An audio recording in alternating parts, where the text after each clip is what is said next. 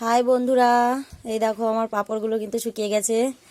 দুবার রোদে দিতে হয়েছে, তো শুকিয়ে গেছে। আমি আবার ভেজে নেব, ভেজে তোমাদেরকে দেখাবো দেখি কেমন হয়েছে। চলো ভেজে নিই। কড়াইতে তেল গরম হয়ে গেছে, পাঁপড় দিয়ে দিলাম। দেখো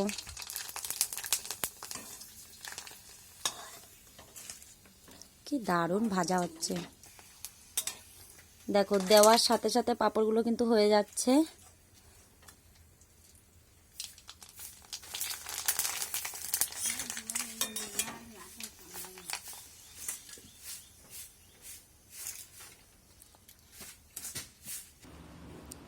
তো আমার পাঁপড়গুলো সব বানানো হয়ে গেছে। দেখো বন্ধুরা কত পাঁপড় হয়েছে, আরও আমি রেখে দিয়েছি।